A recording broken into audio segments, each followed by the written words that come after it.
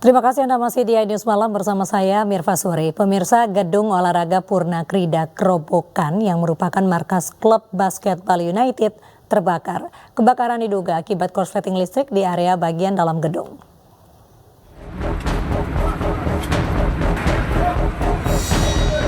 Gedung olahraga Purna Krida Kerobokan Badung Bali yang merupakan markas klub basket Bali United kebakaran. Dalam sekejap, kobaran api dengan cepat menjalar ke seluruh bagian atap gedung. Kebakaran terjadi saat klub basket Bali United latihan. Tiba-tiba lampu gor padam dan saat lampu kembali menyala, pemain mencium dengan bau hangus disusul kobaran api di bagian atap gedung. Mereka segera keluar gor dengan membawa peralatan latihan. 11 unit mobil pemadam kebakaran dan penyelamatan Kabupaten Badung dikerahkan ke lokasi. Namun petugas kesulitan melakukan upaya pemadaman karena posisi api yang tinggi serta banyaknya bahan yang mudah terbakar. Kita nembaknya harus dari dalam, mengingat posisi tinggi dan bahan yang mudah terbakar. Kalau tidak salah itu aluminium foil di atas itu. Sehingga sangat mudah terbakar, kita polakan dengan menggunakan selang 2,5 semuanya dengan bertekanan tinggi. Kita tembak dari bawah sehingga saat ini Ajung Karo asap sudah mulai berkurang. Diduga kebakaran disebabkan karena korsleting listrik di area bagian dalam gor yang sering dipakai ajang DBL. Dari Badung, Bali, Bagus Alit, iNews melaporkan. Ditinggal berjualan di warung, sebuah rumah dan gudang barang bekas milik seorang lansia di Dusun Kerajam, Tangerang, ludes terbakar. Kerugian mencapai ratusan juta rupiah.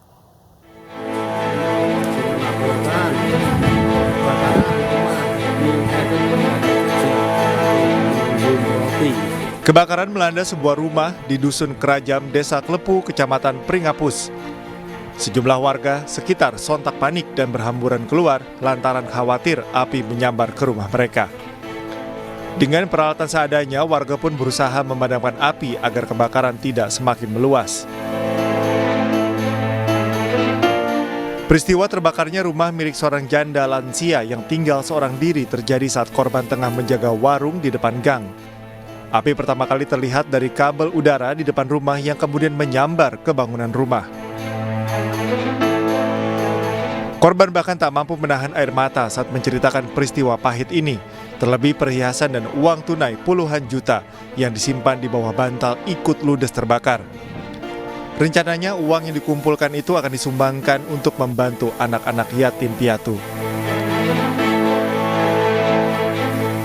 Ngetes lampu. Nyes lampu. Terus ibu tahu kebakaran itu? Kebakaran kan niku merambat saking kabel. Dari kabel. Posisi di mana ibu? Posisi kebakaran? Di itu depan sini loh. Depan ini ya, depan rumah. Iya.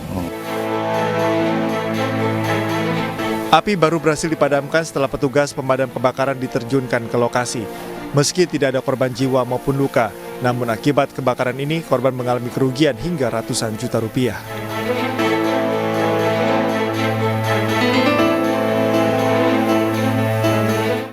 Setelah 2 kali mangkir, tersangka kasus rumah produksi film porno Siskae ditangkap di Sleman, Daerah Istimewa Yogyakarta. Siskae tiba di Polda Metro Jaya Rabu malam dan langsung diperiksa.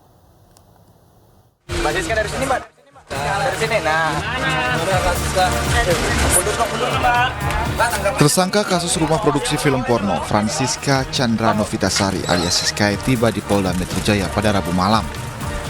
Siskae ditangkap setelah 2 kali mangkir dari pemeriksaan Polda Metro Jaya. Penangkapan Siskae dilakukan pada Rabu pagi di sebuah apartemen di kawasan Yogyakarta. Kasih kesempatan untuk makan malam, kemudian telah dilakukan pemeriksaan kesehatan terhadap tersangka FCN alias S, hingga juga dilakukan tes urin dengan hasil negatif.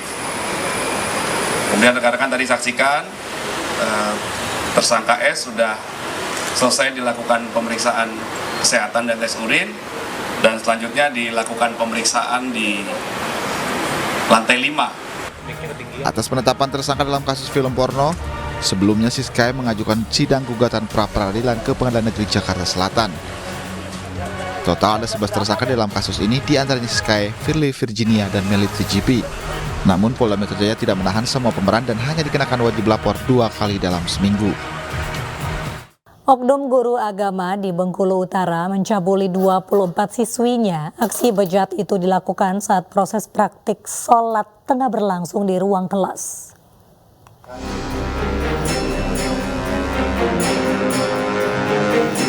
HR, 30 tahun, guru agama sekolah dasar di Bengkulu Utara, diringkus petugas tanpa perlawanan.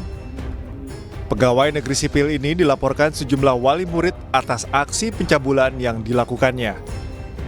Tak tanggung-tanggung, sebanyak 24 siswi sekolah dasar menjadi korban pencabulan pelaku.